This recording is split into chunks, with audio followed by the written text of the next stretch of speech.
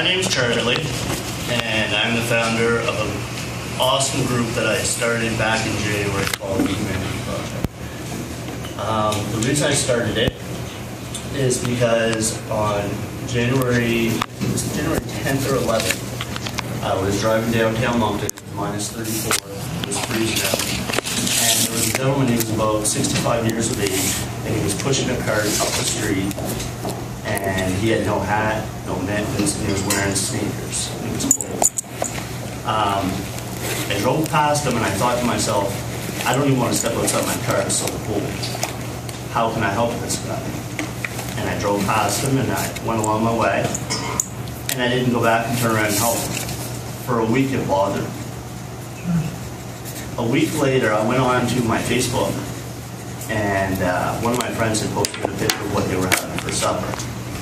And in my head I went, social media is such a great tool that we have today, but a lot of us don't use it properly. Some of us are posting pictures of what we're having for supper and not realizing that there's a lot of people out there not having supper. So what I did is I went on Facebook and I just asked my friends and family, I said, you know, your kids buy new book bags every year and you have a pile of them taking up space in your closet, hats, mittens, stuff like that. If you have stuff sitting around your house that you don't want, we'll take it. In 2 weeks, we ended up with 32 bags that were made, and then we went out from 9 at night to 9 in the morning for 3 nights, and we handed them out to the homeless that were sleeping underneath bridges, in banks, in buildings, all over the city. When I did this, I realized that I'm not the only one that cares, and that there's a lot of people out there that want to help, and they just don't know how. So we try to find the simplest solutions on how to make a situation better or how to fix it. Because we can build shelters, and we can put soup kitchens in the city. We can put 100 of them. It's not going to stop poverty. Poverty is the leading cause of what causes homelessness. Now, when you think of poverty, when I was your age, if I seen a homeless person, in my head I would be like, why don't you get a job, you bum? And that was my way of thinking. And I always thought that, or I thought, you know, you're just a drunkard, an alcoholic that doesn't want to help themselves. But the reality of the situation is, that's untrue. Those are stereotypes that a lot of us are brought up to believe, or that someone has instilled in us. And it's simply not true. A lot of homeless in this city, see, there's different types of homeless. You have the homeless that are going to the shelters. In 2013, there was approximately 781 people that used the shelters in Moncton. Okay. Moncton has, according to a study, I believe it was in 2012-2013, a population of 138,000 people, 138,644, I think is what it was. And the people in Moncton that are at risk of being homeless is 15,500. That's about a little over 11%. So today when you're walking down the halls of your school, count every 10 people.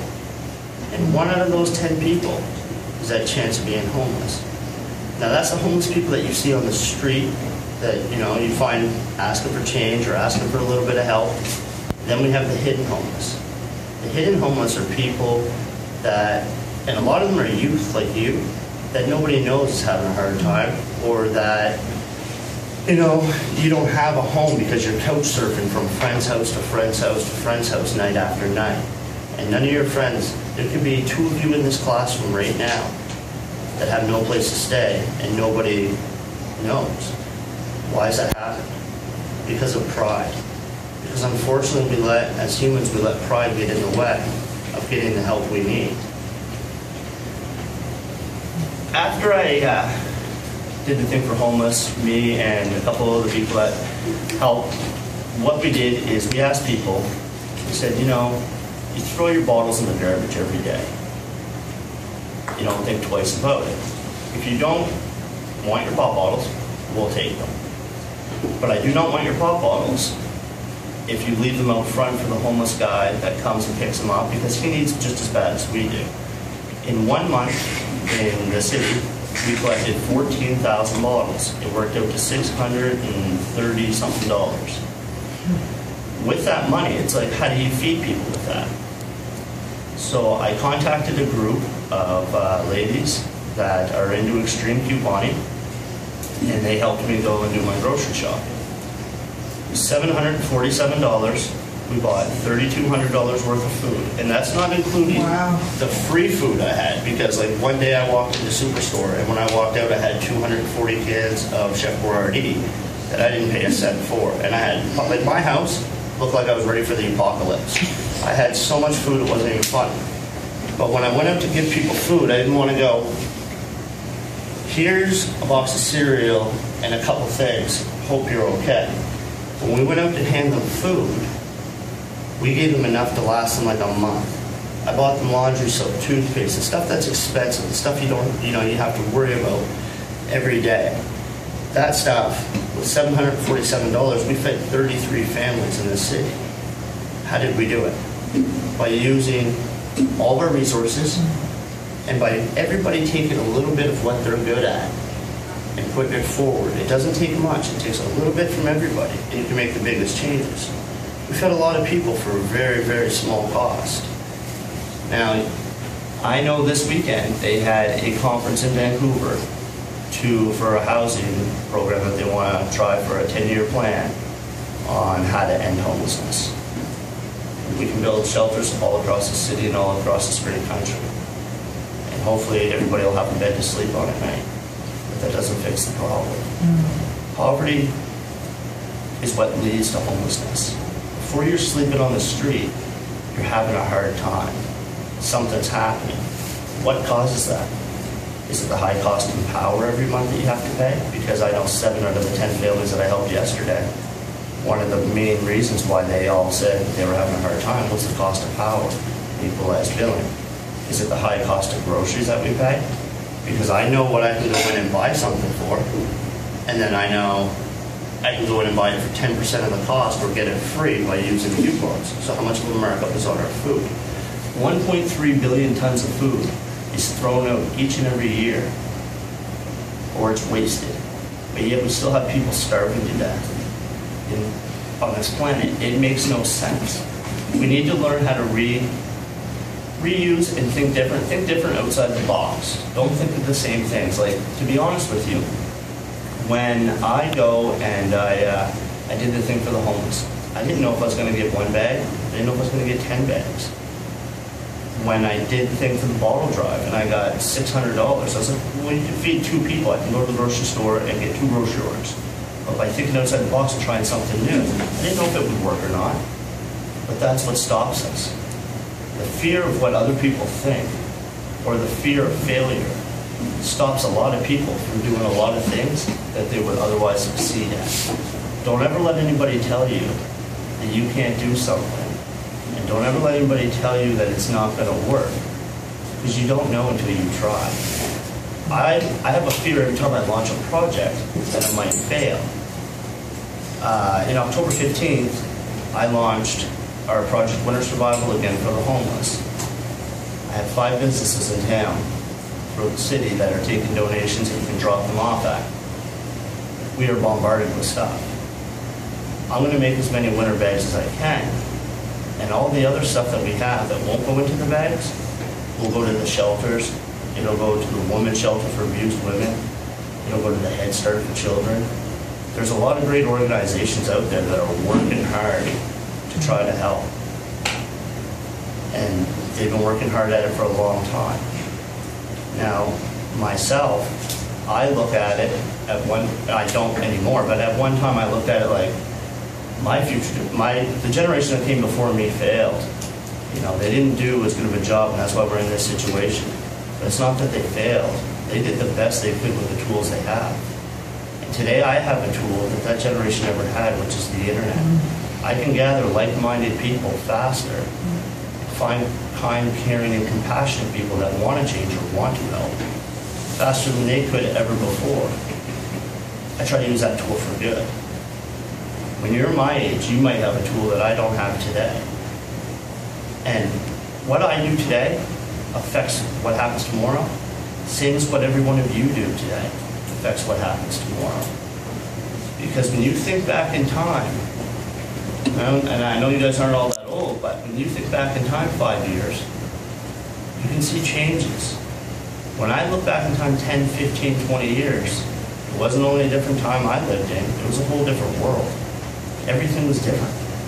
And when I think ahead in time 10, 15, 20 years, it won't be a different time I live in, it will be a whole different world. So I have to ask myself, what kind of world do I want it to be?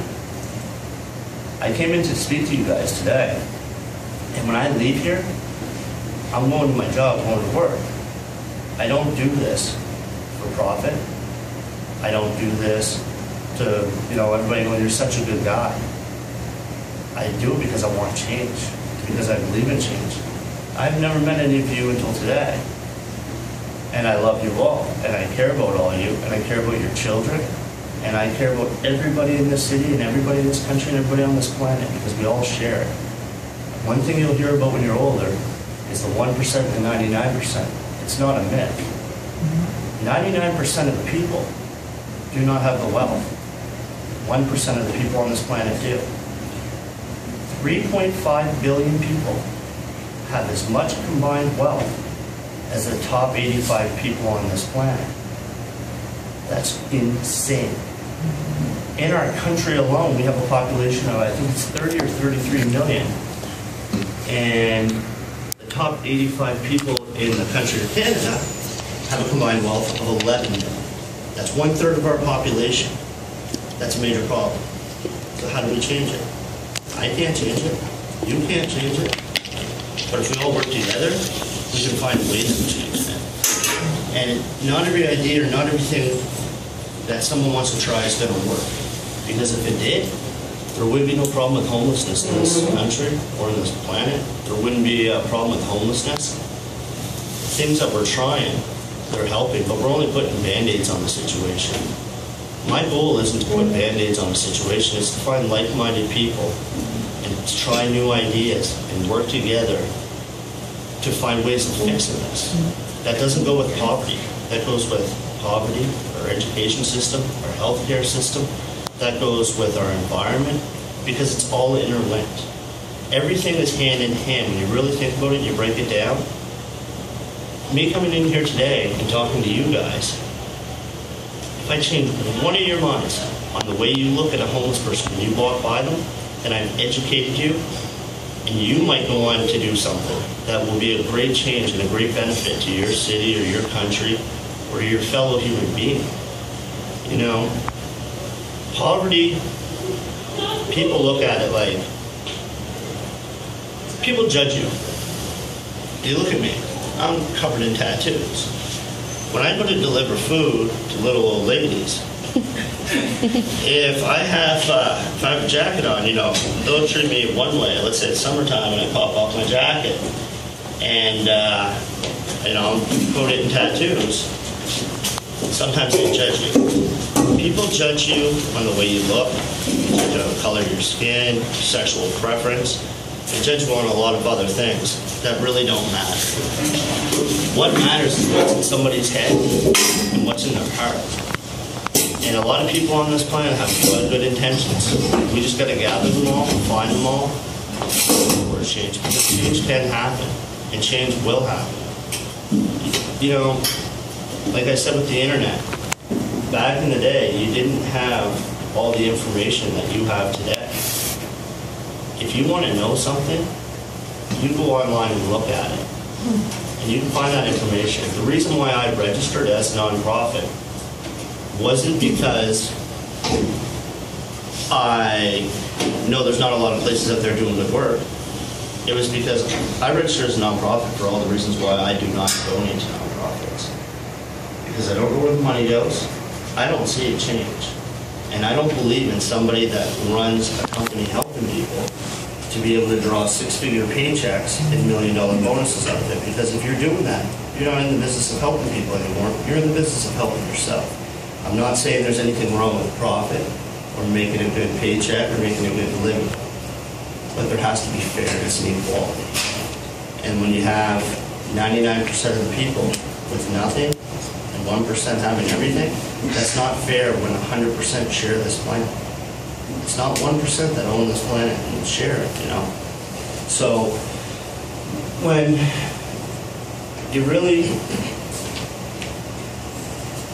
when I make those statements that you know, I don't donate because I don't know where the money's going. I don't see a change.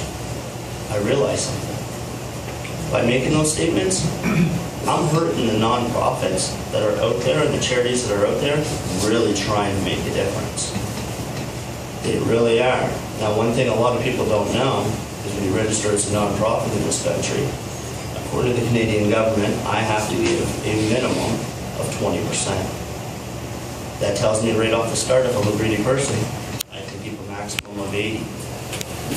Now, if you go online, because you have to post your expenses, like personally myself, I take it a step further. At the end of the year, when I do all my expenses, everything will be posted on my website, and I'll have pages and pages of receipts from the extreme couponing of all my physical receipts. Because if you want to add it up, I put 100% of what's donated back into where it goes. Because when someone gives me $1 to help the homeless or to help children, I want them to know that's where that dollar went. So instead of making statements that I don't donate, I don't want to donate because I don't know where it's going, I register my own nonprofit. Because there's a lot of people out there that aren't putting in that 20% every year. They're putting in 50, 40. They're trying every year. It's a different amount. Those companies in those places, the power is in your pocket. Instead of saying, I don't donate because I don't know where it's going, take 10 minutes, go online, do the research, and look at where it's going. If you're not happy with where your money is going, you give your money to someone that you are happy where it's going to. And I'm not saying donate to the Humanity Project. I'm saying donate to anybody you feel comfortable and confident that your money is going to the right place. When you do that, and you take enough money away from some of these other organizations that aren't putting in what they should be, then those organizations have two choices. They can close their doors, or they can change their business policies. And the thing is, it's a vicious circle, because there's so many people out there. Like last night, we helped a family that had 5 small children. The power of the internet is like this. I made one post 2 days ago. Someone sent me a link saying that this family had 5 small children. And when they sent me the link, I made one post and I said, does anybody know where I can buy diapers? I saw that. That one post had probably 20 comments. One of the comments was the Food Depot here in town said to me, we might be able to help you with diapers. Get a hold of us. So I got a hold of them. And I got a hold of one of my volunteers because I was out working, so can you go grab these for me? And they said, yeah. And when they showed up, I said, yeah, we're here to get the diapers. And they said, just a second, I'm going to get a pallet jack. And they were like, what? And that place gave me 13 boxes like that big. And each one had 4 packs of diapers in them of different sizes. And diapers are expensive. I went out to a family last night and I needed a pile of food. Because unfortunately, like they said, you go to the food bank, and the food banks aren't open every day. The soup kitchens are only open usually from like 11 to 1. So if you're hungry and you don't have anything, you're out of luck. They go to the food bank, and the food bank, see, that's the problem, is our resources are stretched so thin. There's so many people, there's not enough help going out there. Because a lot of people your age don't help, they don't donate, they don't volunteer. It's not until you get later on in life that you start volunteering, and you start, having concerns about what's going on. That's why it's good, and that's why I agreed to come here today, is because if I want you to change your mind and think differently, then you're already on the right track for your future. Because if you're thinking differently now, what can you do in your future? You can do, I'm one person that started a group. And 10 months in, I got almost 2,200 members on my page. I have my website. My website, when I called the web hosting company and asked them what it would cost to build my website, they said $6,000. The person that built my website built it all for free and did it for me to help move this along. I don't know how to build websites. They do. They don't want to go hand bags of homeless people. I do. We all have a little part that we can play. So that all I ask is that try to think differently and open your mind. And when you're on Facebook or tweeting or you're doing whatever you're doing online, take 10 minutes. Take 10 minutes and look at what's the cause of poverty. People are in poverty situation in this town. There's 150,000 people in this country living out on the street today that are sleeping on no beds. And we can build houses with them, and that's going to help. Because one of the biggest problems, and you don't really think about it, is when you're homeless and you have a bag or 2 bags, and it has all your ID and all your clothes and every single thing you own in it. It's awful hard to find a job. Last winter, and this is something that stuck with me, is last winter there was a gentleman that I walked into a bag. He was sleeping on the floor, and I had a bag for him. And when I walked in, I said, hello, and he went, oh, and he went to get up. And I go, no, just don't worry about it. He went to move away from the bank machine and thought he was in my way.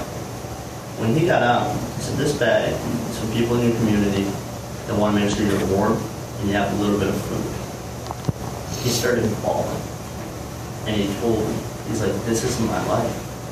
This has only been the last 2 months of my life. And I will get back on my feet. I want to thank you and everybody that put into making these bags. And when he said that, I went, if I gave this guy a job tomorrow, he would work. He would work because this isn't what he wants.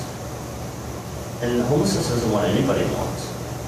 But a true fact, most homeless people aren't drunks and alcoholics or drug addicts that are on the street. I'm not saying none of them aren't, but we have a huge problem in this country with mental illness. And mental illness is probably 90% of the reason for a lot of people being out on the street, among other reasons. Mental illness, our doctors prescribe us pills, our parents have drug plans, we're worried if afforded that plan at work and not afford anything. But most people are 2 to 3 paychecks away from being homeless if they lost their jobs today. And if I didn't have the proper family support and the great friends and family and everybody behind me that I do, and I lost my job, and I went a month without my paychecks, and I had to pay my power to buy my groceries, I would be out on the street. It's a fact. Because in this province, especially in this province, we have a huge problem with poverty. And the average minimum wage, I think, is like $10 or $10.50. So just by thinking a little bit differently, when you go to the grocery store and you walk over and you see those self-serve checkouts, or you walk into a convenience store and you look at get gas and you can pay at the pump. When I was your age, every convenience store had 2 people working in it, maybe 3. Grocery stores were lined up with cashiers. Those jobs are low-paying jobs that some people have to work 2 of just to support their families. So just by doing little things a little differently, instead of walking through that self-serve, walk through the one where somebody serves you, because then you're supporting somebody still having a job. Because if we all keep using those self-serves, eventually that's all we're going to have. And it's going to eliminate all those jobs. Same as going in for gas. Instead of paying for it, take 2 seconds and go in and pay for it. Because the more people that they need in that store, working in that store, that's more jobs it's going to create. That's a simple thing. That's just a little thing, right? And it's just thinking about what causes these things? Education, educating people. Minimum wage being a little bit low and not being enough to pay, the high cost of power, the high cost of food. There's so many things that lead to poverty. I'm never going to go, hey, let's stop poverty. Let's stop it tomorrow. It's not going to happen. There's 100 problems. Like, when I think about all the world's problems, I put my head between my hands. I'm just like, there's so many things. You can't fix them all. But if we all try new ideas and work together and we find little things to make the differences, it will reduce it, and it will reduce it, and it will reduce it, and eventually, hopefully, we can eliminate it. So that everybody that goes to bed at night has something in their stomach to eat. And somebody, doesn't have to sleep out on the street. When that gentleman got up and he started crying, he told me, He said, what time is it? I said, it's 5 a.m. He goes, okay, I still have an hour. I said, what do you mean you have an hour? He's like, I have an hour to sleep, and then I gotta be up and out of here. Because what he does is after the bars close at 2 o'clock in the morning and nobody's going into the banks, he goes and sleeps by the bank machine. And then to be considerate, he gets up at 6 a.m. and leaves before the staff comes in so he's not in their way. That person, if you gave him a job today, you'd probably start working. 6 months from now, you'd be back on his feet. But the problem is when you're carrying around your bags, and you get up off a bank floor at 6 o'clock in the morning, and then you got to go into a store or into a McDonald's or into somewhere to try to clean yourself up. And if you do happen to get resumes made, and there's great places like the YMCA, and a bunch of places like that that help them with ID and the stuff they need, and you do get one. When you walk into a job carrying all your belongings, like I was saying about judging people, the person that's looking at you for an interview, they're like, I don't know, and they're not going to give you a fair shot right off the start. So being homeless and being on the street, it's a lot harder to get back on your feet. Now, affordable housing is something that in that 10-year plan they're working on, and to be able to put people out there, that'll help. That'll definitely help reduce it. That'll hopefully make sure that not one child or one person in this country is sleeping on the streets. But there's a lot more issues that are out there causing these things that we all need to think about. Because honestly, I don't have all the answers. I don't have a PhD in social development. I don't have a PhD in anything to do with poverty, homelessness, environment, children, or education, any of that. I don't need one. Because I have enough people behind me with enough brains and enough great ideas that we can think outside the box. We can try new things. And if I try 10 of them, 9 of them fail, I'm all right with that. Because if that one succeeds, then at least we're doing something differently than we were doing yesterday. And at least we're trying to make a difference. Because I'm out there, I'm not fighting for my future. I'm fighting for all your futures. And there's a lot of people, you know, that pay into, you know, see when you're older, you pay into your old age pension. It used to be enough to live on, or make it by. Now it's barely enough to make it by. If it is, it's not even close to enough. There's a lot of seniors that are living in this country and in this city. In the city, like I can speak on what's going on in the city. And there's a lot of seniors that are going without, that spent 40 years in construction building this city, but yet are ready to almost be sleeping out on the streets because they have no income, they have nothing, they have the high cost because our pensions don't go up with the cost of living. And the cost of living has greatly, greatly increased. Those are seniors. People my age, job loss. You lose it all of a sudden. A gentleman yesterday, 5 kids. He told me, you know, I've always been able to support my kids and my family. And I can't support them because I don't have any money and I'm still looking for a job. Okay? That's very common. Kids your age, you're part of the hidden homeless. You're the ones that go surf, go place to place, or that you're over at Youth West. There's a lot of great resources for you guys that if you need the help. And when I leave here today, I'm going to give you all a card. Actually, I'll give you all a couple. And if you don't have to come up to me or anything like that, but at the end of the day, when you go home, if you are one of those people that are having a hard time, or your cupboards are empty, or your neighbor's cupboards are empty, because that's the thing. You can live in $1 million house, or you can live in a cardboard box. Poverty affects everybody. And people that live in $1 million house or a nice house in Moncton, the house I delivered food to yesterday was insanely nice. And the person with me helped me, they said, you'd be kidding me. This person needs help. I said, this person needs help. And their neighbors all around them don't know they need help because we're judging them by the house they live in. When the truth, things happen in life. And they don't just happen to you. They don't just happen to that guy that's sleeping up there on the street or you. They happen to everybody. So I just want you guys to all, like, if you take anything away from today, just think a little bit differently about poverty the effects of poverty and what happens and how it's caused. Like I said, I'll give you all a card. If you know anybody that could use a little helping hand, you just message me or get a hold of me, and we'll try to help them out the best we can. And I just wanted to thank you all for taking the time to listen to me today. And I want to thank you guys for inviting me, and I want to thank you for allowing me to come here to speak. Because, to be honest with you, for you asking me to come in and speak on part of your class, for the presentation, it shows me that you're part of the future. You're part of the, the generation that I have a hope in, and that I know can make the change, because I can't do it alone. And in a short time, I've gathered a lot of kind, caring, and compassionate people along the way. And I know I'm going to gather a lot more. It's just going to take time. And eventually we will do something that will make an amazing change for a lot of people. And maybe that change is just even getting people to think differently. And one day one of you guys will go on to do something that'll be one of the greatest changes this planet has ever seen. I don't know, but I believe it.